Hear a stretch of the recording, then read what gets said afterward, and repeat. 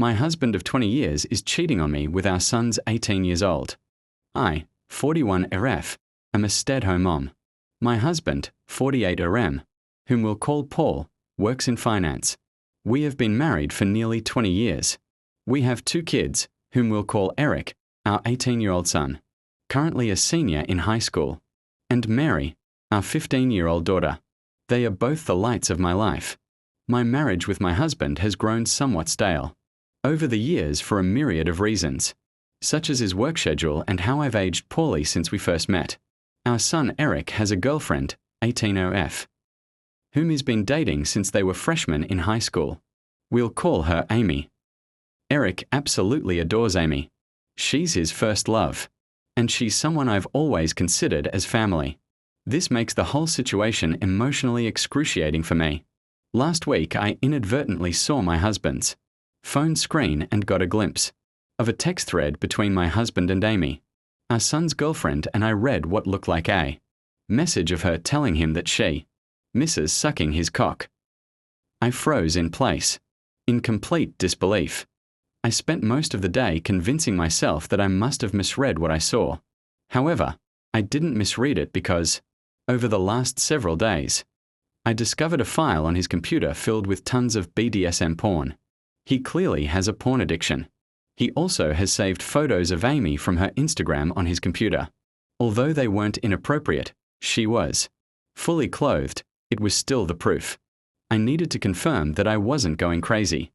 I also looked at his phone during opportune moments and saw more of their interactions.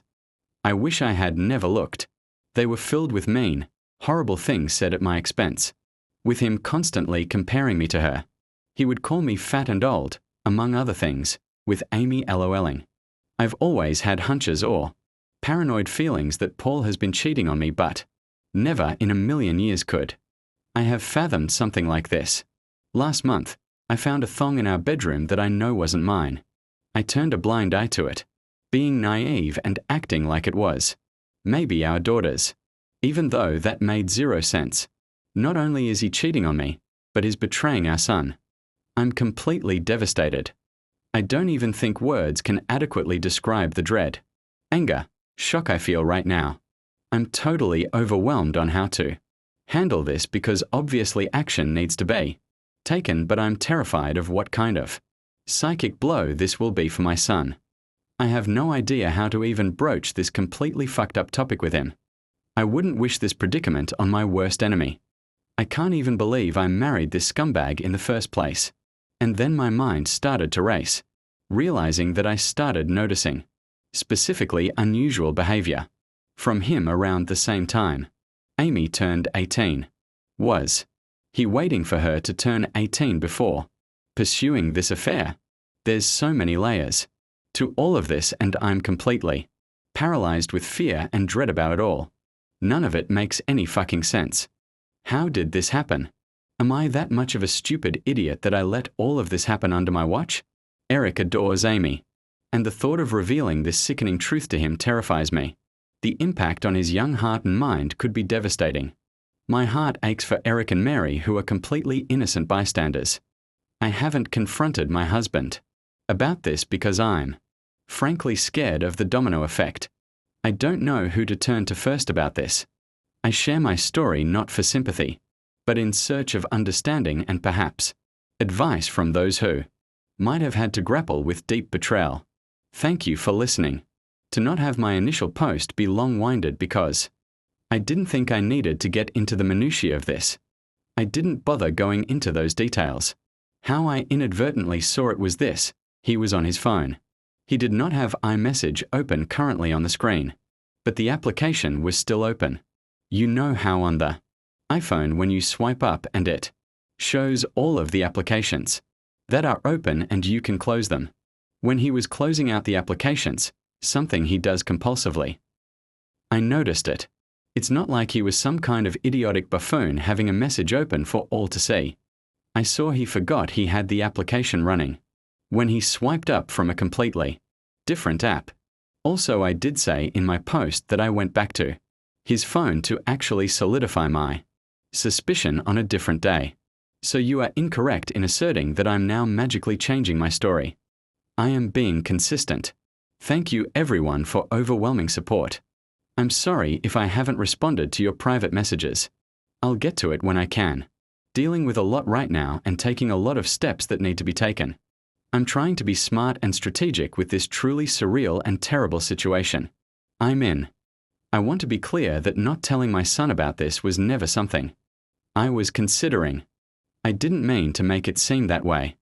I was just saying I'm intensely dreading it. But obviously it needs to be addressed. It's one part of the many steps of my overall plan. I'm currently playing dumb and collecting as much evidence as I can so I can be prepared for anything and everything. I'm going to protect myself and I'm going to make sure I don't put myself in any potential harm's way. I'll post a more thorough update soon when I can. But please know, you've all touched my heart so much and made me feel less alone. Update 5 days later. I'm using pseudonyms for confidentiality. I shared a situation a few days ago on another subreddit involving my 41 RF husband, Paul, 48 of M, our children, Eric, 18 of M, and Mary, 15 RF. I discovered that Paul was having an affair with our son's 18-year-old girlfriend, Amy. My son has been dating her since they were freshmen in high school. My brother connected me to a very tough junkyard dog-type lawyer. I saved screenshots of all his conversations with Amy. I was only able to get the last 3 months from iCloud. The conversations were mostly flirty and dirty talk. It was hard to stomach, completely sleazy. And I saw several negative things said about me. His call history showed he talks with her for hours pretty consistently. He uses dating apps. I took screenshots of his profiles and all of the active chats he has with his matches. It's very clear he uses a filter to seek out girls who are 18 to 22 or so. I copied all of his files from the computer. He goes on sex chat rooms and forums, and he spends a ton of money on OnlyFans. I rummaged through every possible hiding spot I could think of in the house. He had various toys, blindfolds, cuffs, lubricants, etc.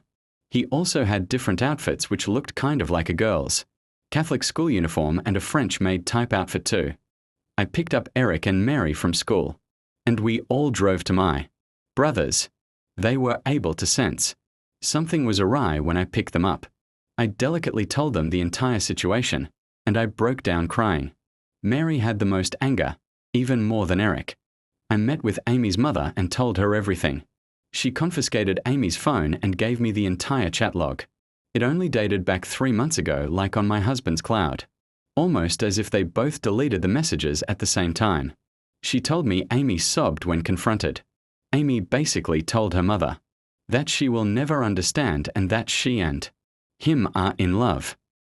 I don't want to get into too many details with what else she was saying, but suffice to say, it's very easy to assume that my husband slowly and methodically became a sage-like figure in her life, making her feel she could rely on him, and he took advantage of the fact that she came from a broken home. Amy is also non-stop insistent that their friendship only became romantic or physical recently, and before that, she said he was more of a friend and mentor.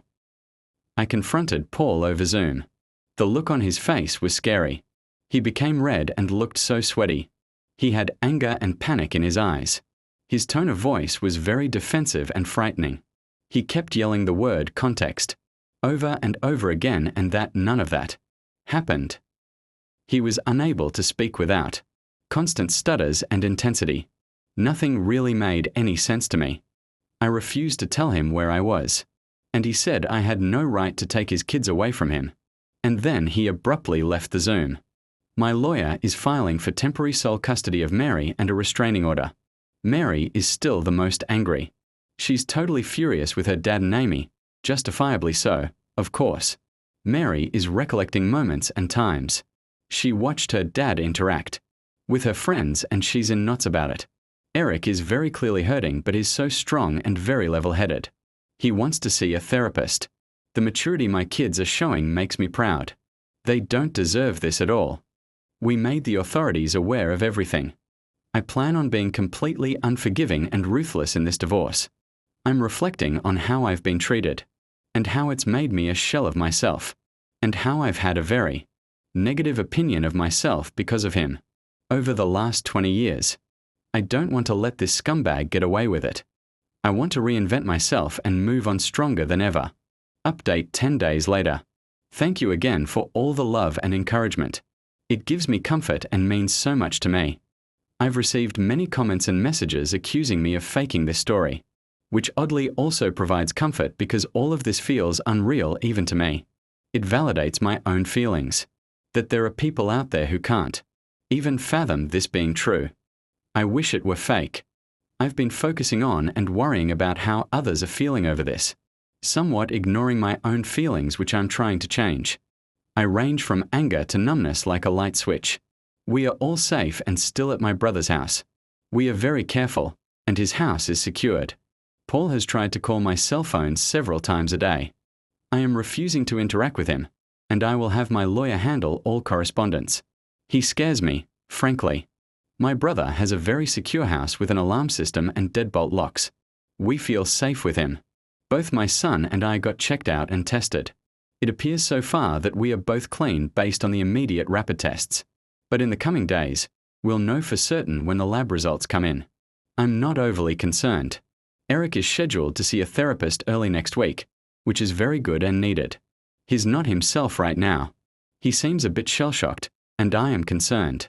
He internalizes a lot, and it's hard to get a read on what's going on in his head. That being said, he's thoughtful and has been talking with me, asking me how I'm doing and everything. He's not interested in corresponding with his dad at all. He calls only my cell phone, and he hasn't tried to reach out to either Eric or Mary.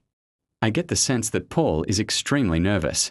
He's scared, and I think he deep down knows that if investigated thoroughly, he would be in big trouble. That's what my gut is telling me. I still think about the Zoom call with him, and the more I think about it, the more it looked like he was a man whose entire world was crashing down on him. The panic in his face was very apparent. I offered Mary for me to make an appointment with a therapist as well, but she doesn't want to see one yet. She said she's open to it eventually but wants time to herself. She's been asking her friends about her dad, and if they experienced any creepiness from him. Her friends were open and honest with her, and apparently, they felt like he stared a lot and sensed his hovering presence whenever they were over. One of Mary's friends went so far as to say that she felt like he was checking her out a lot, like looking at her rear and complimenting the color of her yoga pants. At the time, no issue was brought up about it, but in light of everything that has been happening, it seems strange now. He would sit himself in different areas or vantage points to get a good view of her, she claimed. He also asked questions about what kind of friend group or which clique they were in at school. He kept asking about if they were popular girls. I'm completely embarrassed that they had this experience at our house. As for updates on Amy, which is the main reason why I wanted to write this update, I completely agree that she is also a victim. A lot of people have been emphasizing that, and I agree. I've done everything I could in my own power to indirectly get her opportunities to get help. Like I said, I told her mother, and she's been updating me on everything. Amy, unfortunately, is still living in her deluded reality, and I can only pray that she'll eventually come to her senses. She doesn't want to see any doctors or therapists at all, and has been constantly trying to reach Paul because, again, she believes that they are in love. From what I've been told, she hasn't been able to get hold of him, and has been avoiding communication with her completely. Amy blames me for that and believes I took away his devices and am very controlling. Any truth that her mother tries to convey to her is met with conspiracy, theories, and hostility. Amy looks at me as a villain and still sees Paul through rose-colored glasses. Her mother showed her screenshots of his dating app profiles and matches, and she refuses to believe it, saying I photoshopped it. According to her mom, Amy keeps saying things like everyone is just mad because she found herself a real man and that I'm jealous because she takes better care of him than I do. It's in line with some of the conversations I screenshot, where a lot of what Paul says is him complaining about things I don't do for him sexually. Right now, she's insistent that she and Paul will be together in the long run. Ugh, he's honestly a slime ball. I can only hope that Amy comes to her senses. But me directly intervening doesn't feel like it would be productive at the moment. Maybe eventually though. Update 11 days later. The support, again, has been overwhelming, and I'm very grateful. Sadly, I've received a lot of negative or accusatory, harassing private messages from people here who think I'm faking this story. Someone made a comment on some post somewhere, claiming that my story has been debunked, and people believe that person. I've seen an uptick in negative messages accusing me of making this up for money. I'm not asking for money at all. Coming here was completely rooted in emotional desperation, and I didn't expect anyone to get invested in my story this way. But again, I'm not looking for anything out of this. I have no reason to lie. I'm not gaining anything from this. If you don't believe me, that's fine. I don't care, but the only thing I ask is to not cross the line and start sending me private messages that are mean-spirited or accusatory. The only reason I'm continuing to post is because of those of you who've sent me love here, and the support really lifted my spirits. As for the divorce, it's very much underway. I'm not going to get into the specifics of it all because it's ongoing, and I want to make sure everything is going to go smoothly. I got temporary custody of Mary. Paul also has to pay temporary child support. There's a protective order.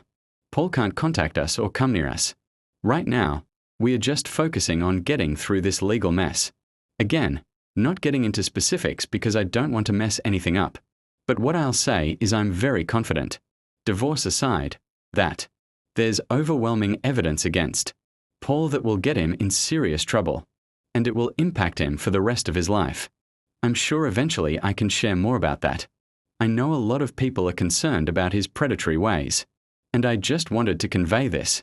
Even though I have to be vague right now, justice will come. All of your concern about how my kids are doing psychologically means a lot to me. Eric has been to therapy twice over the last 2 weeks. I know some people thought I was dismissive of him and acting like he's doing okay. I very much know that he's hurting internally, and we are doing everything we can to make sure he knows he is supported and loved. My brother has been amazing in spending time with Eric and Mary, and both of them have confided in him about a lot. My brother has a very healthy marriage, and both he and his wife have really stepped up to the plate for all of us. Mary has not seen a therapist yet, but she promises that she will be open to seeing one soon. Her anger has mostly turned into sadness, I noticed, and I hope I can get her to see a therapist soon. Her friends have played a key role in this whole thing, and that's something that Mary has been grappling with as well. I know a lot of people are invested in the well-being of Amy as well. There were a lot of questions about whether Eric and Amy would still see each other at school. It sounded like they go to the same school, but they do not. Eric and Amy went to the same junior high school and knew each other even then. But Amy ended up going to an all-girls Catholic high school while Eric, and Mary too, stayed in the public school system. We all lived in the same town, and over the summer heading into freshman year is when they were getting to know each other and when they started dating. I wish I had a better Amy update, but it's gotten a lot worse since the last update. Paul has actually been seeing Amy, despite her mother trying to force her not to see him. She tells me that Amy says she's 18 and an adult, and she can do what she wants. Her mother is in a precarious spot because if she kicks Amy out of the house for defying her, something that she has threatened to do, which I think is a mistake, she would just run to Paul permanently. The time she spends with Paul has increased over the last week, despite the fact that Paul initially ghosted her when all of this first hit the fan. There were some days where Amy would just be gone for hours on end. There's only so much I could do with the Amy situation. But again, I do believe things will turn around soon with that, given what I know about Paul and what's to come. I can only pray that Amy can get help and guidance when more shit hits the fan. I'm doing everything I can with my own kids and my own mental health, and Amy's mom knows she has my support. And that's all I could really provide. Update 1 month later. I'm sorry it's been so long since my last update. I didn't expect to continue to have this overwhelming amount of support from people for this long. Thank you so much. I've gotten so many messages on here that I haven't been able to respond to. So I wanted to share an update with how everything is on my end and my kids' end. So quick recap for those who might not remember what my story is. My husband, Paul, cheated on me with our son, Eric's 18-year-old girlfriend, Amy. When they were caught, he unraveled at the seams. It was clear that he groomed her for years. He had saved dozens of photos of her from Instagram, kept a secret folder of BDSM porn on his computer, and I eventually discovered screenshots and chat logs. Between them that were beyond disturbing, graphic messages, hours-long phone calls, even them mocking me behind my back. When I confronted him over Zoom, he melted down, sweating, stuttering, yelling the word context over and over again. It was a level of panic I've never seen in my life. Subscribe. I filed for divorce. I took our kids, Eric, and our daughter Mary, and we left. We stayed at my brother's house. I met with Amy's mother, who confiscated her phone and confirmed everything I'd suspected. Amy told her they were in love. She refused therapy, pushed everyone away, and insisted I was jealous and trying to ruin their relationship. Paul ignored Amy for a while, but eventually they started seeing each other again. She was 18 and legally couldn't be stopped. Meanwhile, I worked with a lawyer. I filed for full custody, and we began building a case.